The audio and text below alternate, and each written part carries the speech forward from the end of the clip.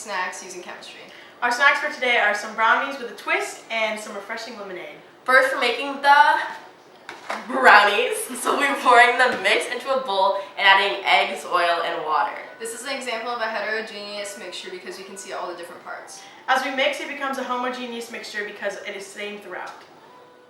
So the ingredients we're using today are some chocolate chip cookie dough, some sugar for our lemonade, eggs for our brownies, some imported olive oil, packed in Italy, some Oreos, and our brownie mix. First, we need to add in the brownie mix.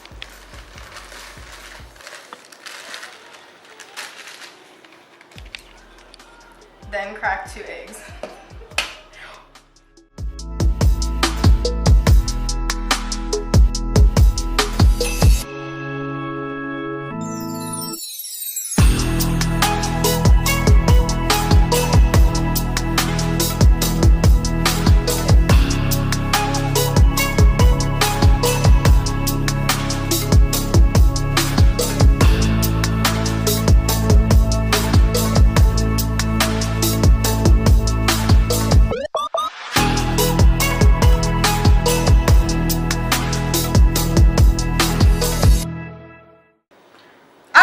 Ingredients, you have to whisk to a smooth consistency.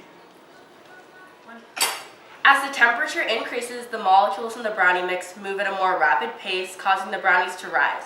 This is an example of the collision theory at work. Because the brownies are in smaller pans, the surface area is smaller, making the brownies cook faster. The use of a catalyst would speed up the chemical reaction by increasing the rate at which the product is produced. As the brownies begin to cook in the oven, it shows an endothermic reaction because they are gaining heat from the oven. As the brownies cool, it is an exothermic reaction because they are releasing the heat to cool off. Your next step is to transfer the brownie mix into the cupcake or whatever tin you're using. For the brownies, we notice that the liquid of the mix has turned into a solid. The next step is to place your Oreo on top of the halfway baked brownie and then put your cookie dough on top of the Oreo.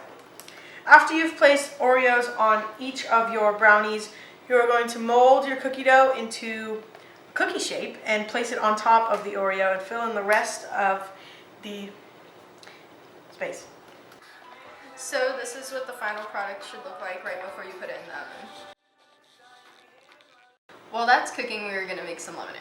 The solute is what's being dissolved and the solvent is what is doing the dissolving. The lemonade mix is the solute and the water is the solvent.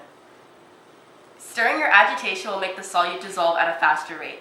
As the solute and solvent mix, it becomes a solution. Molarity is a concentration of a solution expressed by moles of solute per liter of the solution. In this case, molarity would be the moles of lemonade mix per liter of water. pH is a measurement of the hydrogen ion concentration of a solution. Solutions with a higher concentration of hydrogen ions have a low pH, and solutions with a low concentration of H+ ions have a high pH. Lemons contain citric acid, and citric acid is a weak acid. Because of this, lemons have a pH of about 2.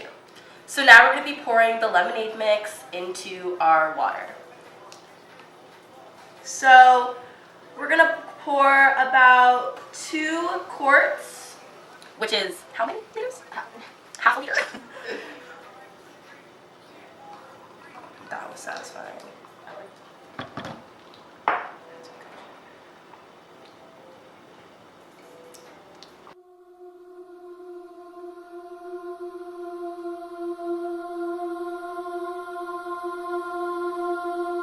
This is the final product, and conservation of energy states that energy can't be created or destroyed, but it can be altered from one form to another.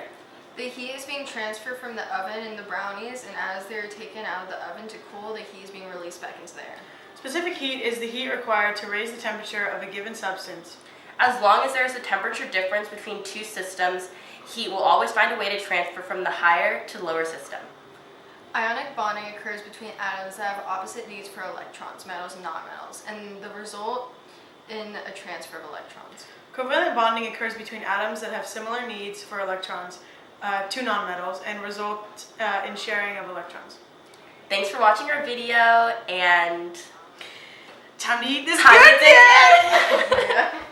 get lit. Cheers. Cheers. Cheers, girls.